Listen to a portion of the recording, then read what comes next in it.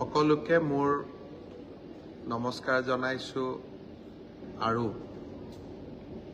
আপোনালোক সকলোকে আজি দিনটোৰ অভিজ্ঞতাৰ বিষয়ে অকণমান ক'ব বিচাৰিছো। যোৱা পৰহি মই ফেচবুক লাইভত এটা কথা উল্লেখ কৰিছিলো যে অসম চৰকাৰৰ তৃতীয় আৰু চতুৰ্থ শ্ৰেণীৰ যি পৰীক্ষা হ'ব তাত আমি লোকসেৱা আয়োগৰ আৰ্হিত প্ৰিলিমছ আৰু মেইনছ আমি অনুষ্ঠিত কৰিম। দুই এজন ব্যক্তিয়ে মোক জনাইছে যে পৰীক্ষাত নতুন নিয়ম এই বছৰ কৰিব নালাগে, কাৰণ আৰু যিহেতু দুমাহ আছে গতিকে আমি পুৰণা বা আগৰবাৰৰ দৰে পৰীক্ষা পতাটো উচিত হ'ব। আমাৰ চৰকাৰখনে সদায় ৰাইজৰ কথা শুনিবৰ বাবে চেষ্টা কৰে, কাৰণ আমি বিশ্বাস কৰোঁ লাও যেনেকৈ পাতৰ তলত থাকে চৰকাৰো ৰাইজৰ তলত থাকে, ৰাইজৰ ঊৰ্ধত নহয়। যিসকলে মোক এই পৰামৰ্শটো দিছিল দুই এজনে অলপ গালিগালাজো কৰিছে আৰু কিছুমানে ভালকৈ পৰামৰ্শটো দিছে।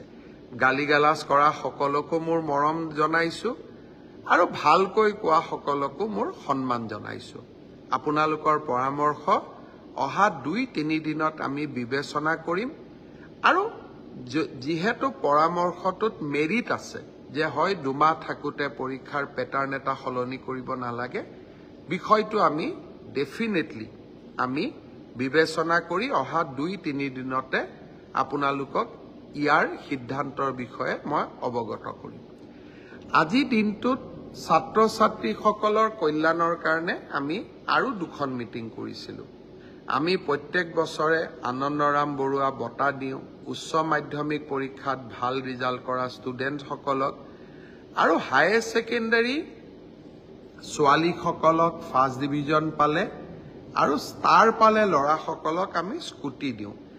এই 2খন আঁচনিৰ সুবিধা আমি যাতে 30 নৱেম্বৰৰ আগতে ছাত্ৰ ছাত্ৰীসকলক দিব পাৰোঁ তাৰ বাবে আজি আমি আৰু 2খন মিটিং কৰিছিলোঁ।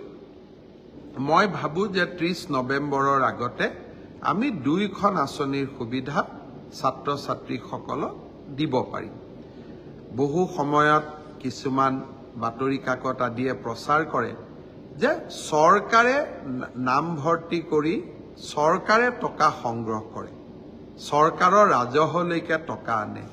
কিন্তু আজি আমি বিনামূলীয়া নামভৰ্তিৰ টকা মহাবিদ্যালয়সমূহক উভতাই দি আমি আকৌ এবাৰ প্ৰমাণ কৰিলোঁ যে আমাৰ চৰকাৰে কলেজৰ পৰা টকা অনাৰ কথাটো বাদেই আমি ওলোটাই কলেজক বিনামূলীয়া নামভৰ্তিকৰণৰ বিপৰীতে আমি টকা দিওঁহে।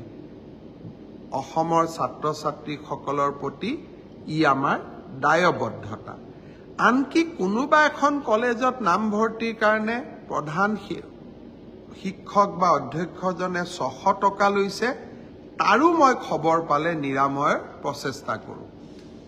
তাৰোপৰি ছাত্ৰ ছাত্ৰীসকলক বিনামূলীয়া চাইকেল, বিনামূলীয়া নামভৰ্তি, স্কুটি, এইবাৰৰ পৰা নিযুত মইনা আঁচনি, চৰকাৰী বা প্ৰাদেশিকৃত মহাবিদ্যালয় বা বিশ্ববিদ্যালয়ত থকা ছাত্ৰ ছাত্ৰীসকলক হোষ্টেল মেছ ডিউজ ৰেহাই, আমি বহুতবিলাক ছাত্ৰ ছাত্ৰীৰ কল্যাণৰ কাৰণে কাম কৰোঁ। আৰু এনে কাম ভাৰতবৰ্ষৰ খুব কম ৰাজ্যতহে হয়। নিৰ্বাচনী প্ৰচাৰৰ কাৰণে মই যেতিয়া বেলেগ ৰাজ্যত যাওঁ, মই যেতিয়া তাৰ ৰাইজক কওঁ যে আমাৰ চৰকাৰে হায়াৰ ছেকেণ্ডাৰীত ফাৰ্ষ্ট ডিভিজন পালে ছোৱালীক স্কুটি দিয়ে, তেওঁলোকে চকু থৰ লাগি মোৰ ফালে চাই থাকে। বহুতে ভাবে মই অসত্য কথা কৈছোঁ। মই যেতিয়া কলিকতাত গৈ কওঁ যে কলিকতাতকৈ অসমৰ পেট্ৰল ডিজেল সস্তাত দিওঁ আমি, কলিকতাতকৈ অসমত পেট্ৰল ডিজেলৰ দাম কম, কলিকতাৰ মানুহে মোক বিশ্বাস নকৰে। কিন্তু গুগলত পৰীক্ষা কৰিলে আপোনালোকেও গম পাব যে গুৱাহাটীত পেট্ৰল ডিজেলৰ দাম কলিকতাতকৈ কম। আমাৰ ৰাজ্যখন সৰু, কিন্তু আত্ম অভিমান আমাৰ আছে।